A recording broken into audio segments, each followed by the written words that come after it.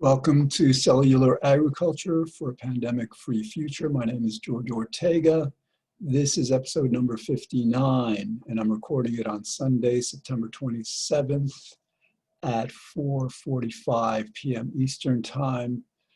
What I'd like to do today is just basically a preview of just trying to get this series a bit more organized. Well, I'm not going to share the screen. I'm beginning to compile or put together an outline of the major themes that I want to cover, and ideally many times cover them in a certain order. So let me do that now. Okay. All right. So okay, let's see. Now, all right, we'll start off with what the next few years will bring. Expect to be wearing masks for probably another year or so. Hold on, I've got to pause this. All right, there was some noise outside, so I have to close the window. So let me return to the, so we'll be wearing masks for another year at least. And that's, so that means we'll be, distancing, restaurants will open and close, businesses will open and close. It seems this has happened already in Israel, for example. They opened up society, then they just closed it. Some of the European countries like Spain and France have experienced this, an opening. I think Madrid was just recently, or at least parts of Madrid were closed again. So again, expect this era of caution to last at least a year, perhaps to definitely. All right. So how long will we be wearing masks? Yeah. So like about a year or so. All right. Now the financial cost of COVID-19 to the U.S. economy. I want to go through what has been reported by the New York Times, Washington Post, and Forbes. They basically refer to a Congressional Budget Office report in April that predicted we would be spending about $8 trillion, and the New York Times and Washington Post articles report that as early as June 1st, we had already spent about $6 trillion. And so that we can expect the cost to go up beyond $8 trillion. And that's important to know because like what this series is calling on us to do is to invest 0.5% of this $8 trillion, $50 billion, to fast track cellular agriculture research so that we can essentially have these products in supermarkets in 2 or 3 years rather than 10 or 15. Okay, then we're going to go through understanding the pandemic from a scientific perspective, pandemics in general, how they're transmitted from animals to humans. I've shown, let me see if I can call up, no, I better not. All right. I've got a list of how, the major epidemics that we've had, mumps, measles, flu, avian flu, Ebola, MERS, SARS, they've all come from animals. Some pandemics come from mosquitoes, epidemics, but the vast majority come from animals. And we'll review, it's very important, we'll continue to review the number of epidemics by millennium, century, decade, and year to highlight the fact that, for example, in the first millennium of the Common Era, there were 8 epidemics in that whole 1,000 years. In the first 10 years of this current millennium, the 2000s, we've already experienced 5 times that many in 10 years. So that tells you everything I think you need to know. These epidemics are becoming much more prevalent, much more risky, much more of a threat to our health and civilization. All right, I think it's going to be very important to understand why this is happening from a spiritual, religious perspective. And with this, I think I have some good news. I believe that, that God is really in the process of creating a much better world for us. God, this is like, it's not just this pandemic. It's, for example, we're finally addressing abortion, and even that's not going to be enough, because even if Roe versus Wade is reversed, that means that abortion is a state's right, meaning that about 21 of the 50 states will allow abortions, meaning that anyone in the states that don't allow it can just travel a state or two or three to obtain an abortion. So like, I think that's part of it. Another part of it is like we have these four major areas where we're just doing so badly ethically. Another one is global poverty. There's still way too many people, almost a billion people, who are extremely poor. Their children die at a rate of about 10 million a year, children under 5. And unfortunately, with this, as we transition from factory farming to cellular agriculture, we will have to bring these sub-Saharan Africas, mainly where this poverty resides, into the global economy more. We will have to help them develop, create the factories, the clean meat factories that will allow them to not just be safe from future pandemics, help us keep the entire world free from future pandemics, but also to boost their economy, to lift them up out of their poverty through this way of basically there's this correlation. In other words, like in a lot of these countries, they can't work as hard as they would otherwise because they don't have the calories.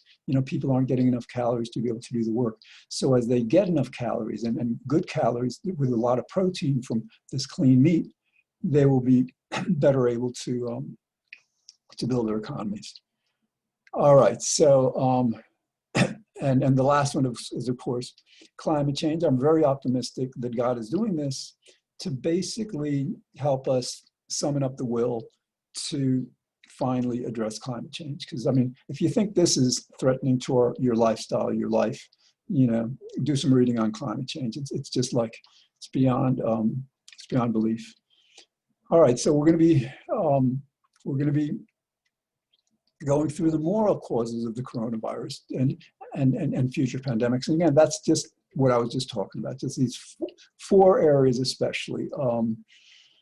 Abusing animals, 70 billion farm animals every year, aborting as many lives every year as die of every other cause combined, ignoring the 1 billion people, roughly 1/7 of our human population, that live extremely difficult lives because of extreme poverty, and finally the ignoring climate change, not addressing climate change. I'm not sure if I said that before. All right. Anyway, so now, so I want to also go through, how we will protect ourselves from future pandemics. I did a bit more research on this, and I discovered that, I was touting, well, yeah, universal vaccines will be another approach, even though they'll have to wait maybe 10, 15, 20 years. We may have to wait longer than that.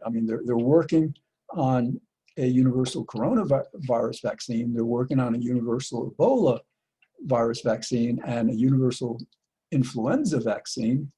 But there's also different viruses. There's hantaviruses. There's different viruses don't fall into that category. And even within that category, for example, work on the coronavirus, they're able to find some success with 3 manifestations of it, with Ebola, I'm sorry.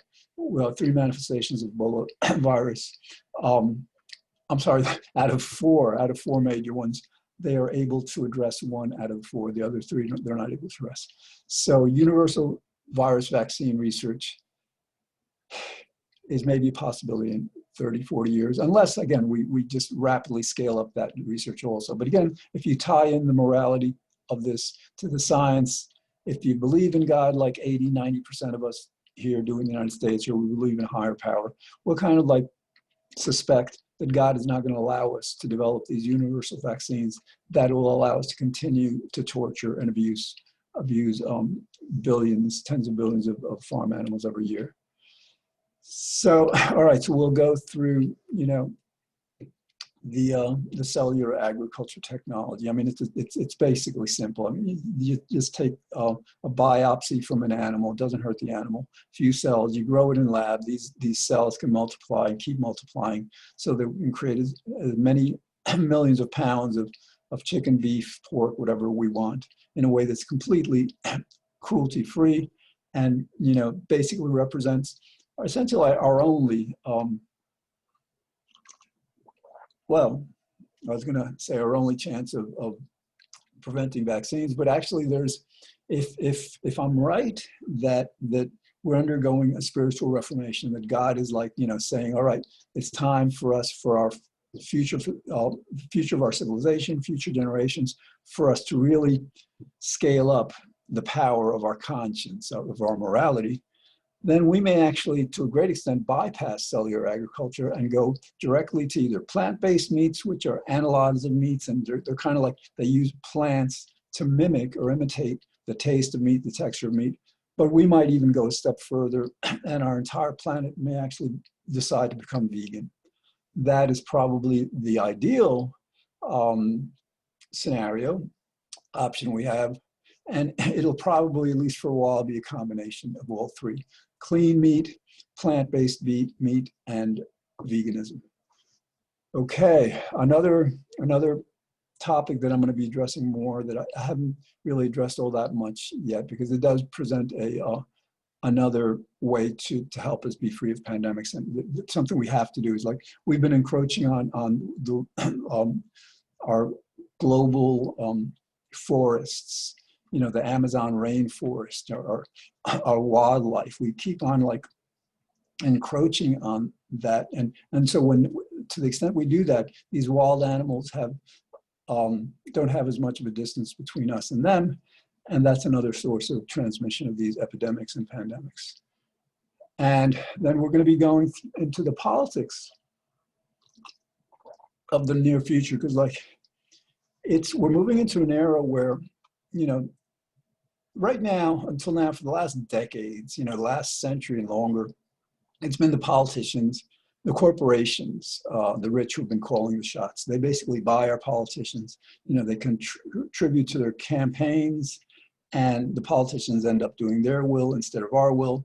That has to we can't afford that anymore. So like, going back to like what the next few years will look like, expect a major challenge to Supreme Court decisions like Citizens United that allow corporations to spend unlimited funds on campaigns. Expect that we will opt to protect ourselves from that very self-serving, dangerous political license that we've given these people. Again, it's not the corporations and rich people are bad per se, but they don't, this isn't opinion, this is fact. They basically ignore virtually the public good in favor of their own personal good. That's how their corporations work. Their corporations work to enrich their shareholders, so they do as much as they can get away with legally, and that's not good for us. That's not good for our future. So another area we'll be dealing with is who is losing power and influence in this new world. All right, so that was, and again, I hope that that God allows me to, over the next few days, few weeks, just work on that outline more, fill it in. I want to, present, in the screen share, just the basic facts and cite the references. A lot of the references will be wiki, but a lot of references will be articles in the New York Times, Washington Post, the established, trusted, for the most part, media institutions. So, all right, so we've got a half a show left, and I want to focus now on, again, I want to get positive. I mean, it's impossible to do this show effectively or sincerely without presenting the risk. When the epidemiologists tell us that it's not a matter of if, but rather when the next pandemic will hit, we need to believe them. And we need to understand that unless we end factory farming, again, we will have another pandemic, and probably within the next 10 years. You know, the rate of, and the reason I say that, one thing that I didn't mention in detail, you know, the causes of these pandemics, 4 billion passenger flights, airline flights every year. So that's a major component in this. That explains, again, why in the first 10 years of this millennium, we experienced 5 times more epidemics than in the entire first 1,000 years of the Common Era. You know, and you can't ignore that. So, so it's important to understand the gravity of our situation. It's also important to understand that, that God apparently wants to make of us a much more virtuous humanity. He did this back in the mid-1800s by ending slavery, by creating an abolitionist movement before that, that awakened people's conscience to the horrors of slavery, the injustice, the cruelty. And so, yeah, we had to endure a civil war to end that institution here in the United States. Fortunately, it doesn't seem like we'll have to endure a civil war to be pandemic-free, risk-free. And again, when I say that, by transitioning from factory farms to cellular agriculture, we will be 99% plus pandemic risk-free. You know, there's still will remain outside, and you know, all right, it's not just factory farms. We're going to have to end family farming also, because again, I've mentioned this before. The 1918 Spanish flu that killed between 50 and 100 million people, more people than World War I killed, was started in a family farm. It wasn't a factory farm. So, you know, to be as safe as we want to be, as we need to be, we're going to have to end all the farming of animals, which the cruelty is. You know, like even on these family farms, you know, animals want to be free. Animals don't want to be like penned up and caged up and tied up. You know, that's not what they're for. It's just like, it's much kinder than a factory farm, but, you know, it's not as kind as it should be. Yeah. So, but again, the main point is we're in an era where God seems to be also not just making us more virtuous for the sake of these animals. And I think that's a major, major accomplishment to consider these animals, to stop humanity from just like considering ourselves all important at the expense of all other sentient life forms. That is just so wrong. It's kind of like slavery. It's worse than slavery. So, and I say it's worse than slavery because if you were asked, you know, if you were given the choice of being a slave or an animal in one of these farms, you would choose a slave. Same as like being in a concentration camp in the Holocaust, you know, choice of that and being in a cage in one of these factory farms, like a pig or a chicken, you know, you would choose the concentration camp. I mean, that's how horrible these farms are. So, so basically we're not just being led by God, who really is in control of this. I mean, like, again, I've said this before, in order for you to view this objectively, you need to move from this mistaken notion that you have a free will, that anything is up to you, to the more accurate understanding that it's God's show. It's God's world. God is all powerful. He's doing this. But, you know, as unfair as it seems to me, as it may seem to you, we're nonetheless punished for the wrong that we do, that we're compelled by God to do. You know, on the other hand, we're rewarded for the good we're compelled to do also. So it kind of balances out. But it's important for you to understand this so you can see this objectively, so you don't stay in denial. Actually, denial is something that I'm going to have to like explore in major detail. It's one of those topics that I didn't add it to the list.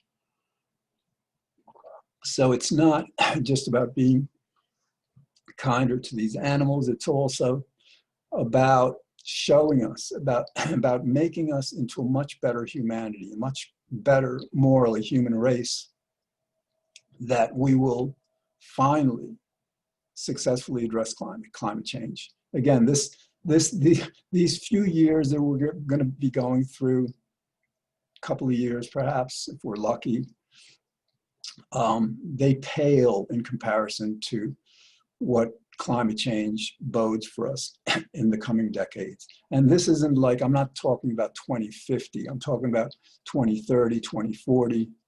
You know, these are going to be increasingly difficult times. These hurricanes, we've had so many hurricanes this year that we may run out of letters. You know, they're named after people, you know, out going from A, you know, for the first one to now I think we're at S or T or whatever.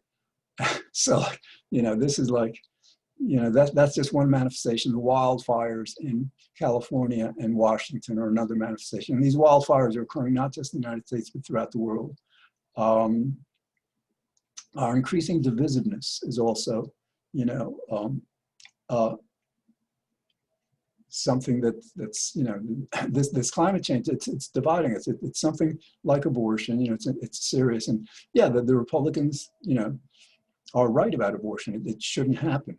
And the Democrats are right about climate change. We should be addressing it.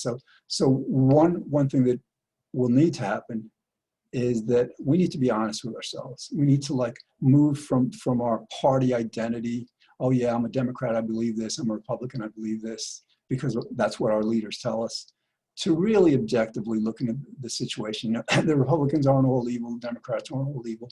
We're both doing too much evil. You know, both parties, neither party is coming to the defense of these animals, for example, you know, the factory farms.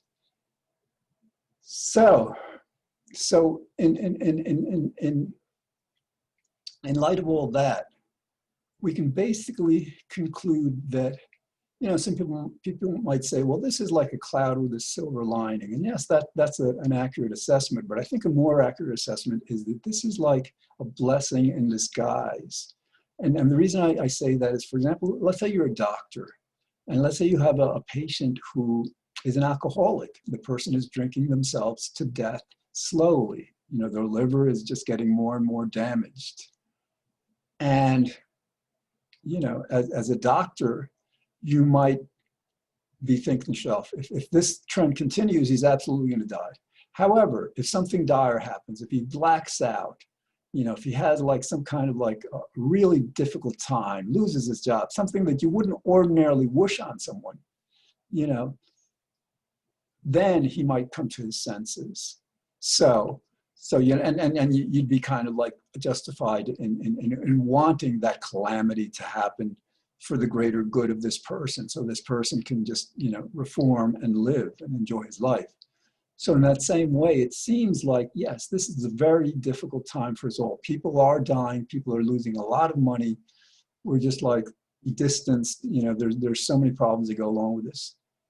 But the reason I say it's a blessing in disguise is because if we didn't go through this, it's quite plausible that we would never summon up the will to adequately address climate change, or that unless it's too late already, because it may be, who knows, if it's not too late. And you know, I'm tending to believe that the predictions that it's too late are based completely on business as usual scenarios. Meaning if we go on our current trajectory, then it'll be too late. But like, you know, again, so the answer is we cannot go on a current trajectory with climate science. And we have to, we really have to substantially, dramatically, completely change our ways and how we address energy usage and land and usage and all that. So in light of that, you know, it's kind of like another example. We have an operation that saves our lives. You know, we get cut open literally. You know, they work around in there and sew us up. You know, that certainly is like painful. You know, could like, you know, but you know, relative to, let's say, dying from cancer or from other kind of like ailment, then you would think that operation is a blessing in disguise, or you know, maybe there's a better term, a necessary evil or whatever. But so yeah, so this pandemic, and if we look at it from the standpoint of it being a blessing in disguise, an opportunity, then instead of, you know, being like woefully depressed and lacking optimism for the future, we can awaken ourselves. We can say to ourselves, we should be fortunate that this is happening, because if we care about our children and grandchildren, great-grandchildren, you know, this is what it takes, apparently, to awaken our conscience, to wake us up to the reality that our world as we're living it now is unsustainable. You know, again, it's you know, going back to like the factory farming, it's not just about pandemics. I've talked about this before. I'll keep talking about it. 80% of the antibiotics we use on these factory farms. And because of this, more and more bacteria that kill us are becoming antibiotic resistant. And some people are suggesting that that antibiotic resistance is actually a more dangerous threat to us than climate change. I mean, I'll have to look into that more. That may be hyperbole, but it's certainly, you know, I think it's a risk on par with these pandemics.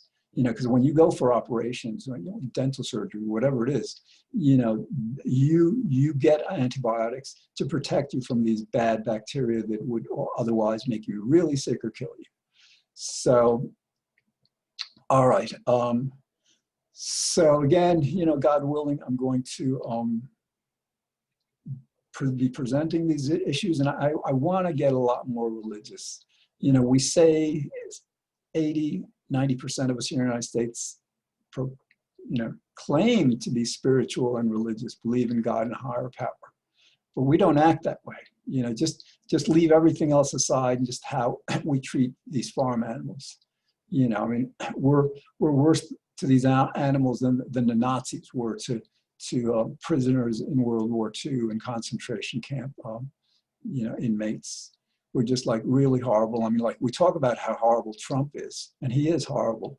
But, you know, our collective, and you have to include him in this. It's not like he's a vegan. You know, what we're doing collectively is so much worse than what Trump is doing. You know, we have to get rid of him as soon as possible, but acknowledge that, understand that his evil pales in comparison to our collective evil toward these animals. All right, so, but again, you know, we got to be optimistic. We got to see that, yes, this is a difficult time. Yes, it calls upon us to face our evil, and ideally, if we're wise and intelligently, we'll understand it's not our, you know, our fault. We don't have a free will, but then hopefully it'll motivate us to do a lot of good. All right, under 30 seconds left.